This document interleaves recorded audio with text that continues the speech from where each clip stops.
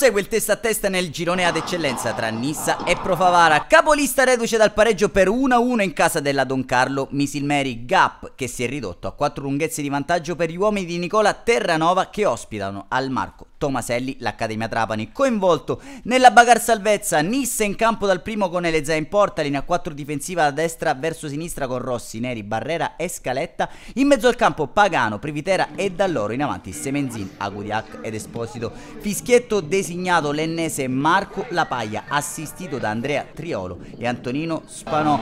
Scorgiamo i protagonisti di questa sfida, i tanti tifosi ad assiepare gli spalti del Marco Tomaselli grazie alle splendide immagini che ci giungono da Massimo Lo Giudice prima del fischio d'inizio. Osservato un minuto di silenzio in memoria di Nardo Savoia, indimenticato tifoso nisseno che merita il tributo dello stadio Marco Tomaselli. Dopodiché possiamo passare a raccontarvi del film di questa sfida che si apre con una gara condizionata nelle prime battute dalle forti folate di vento. Prima occasione di marca trapanese, una sventagliata parabolica che premia l'inserimento di Agnello, diagonale mancino disinnescato da Elezai. Bianco Scudati che rispondono al quarto d'ora con il destro da distanza proibitiva di Pagano che lambisce il palo alla destra di Mistretta prima di spegnersi a fondo campo. Sono le prove generali per il gol del vantaggio, corner a 2 con Privitera che libera il cross Esposito, respinto alla difesa trapanese sul destro caldissimo di Cosimo Pagano, sfera all'incrocio per il vantaggio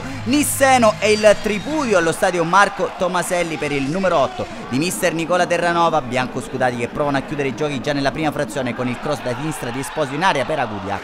Sfiora solamente il Toro alle sue spalle, manca l'appuntamento a pochi passi Semenzin. Dopo un inizio timoroso ora Nissa spinge forte, corner di Privitera per lo stacco imperioso di Barrera, terzo tempo cestistico che avrebbe meritato maggior fortuna. Accademia Trapani che non disdegna le sortite offensive, Guaiana servito da Agnello prende il fondo, sfera a rimorchio per Castellano che calcia male col sinistro.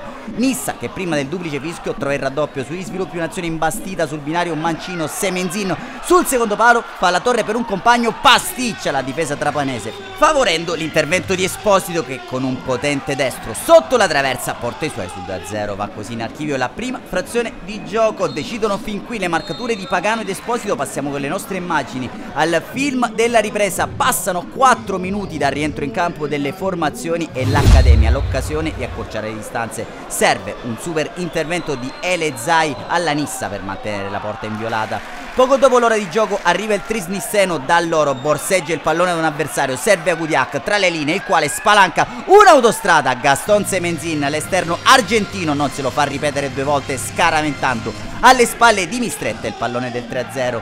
Segue il primo cambio per mister Nicola Terranova con Dalloro tra gli applausi che lascia il campo a Caccetta. Poco più tardi termina anche la partita di Semenzin al suo posto dentro Gueye. Ospiti ancora pericolosi con Guaiana che si libera bene al tiro, sciupando tutto però con un improbabile trivela di esterno destro.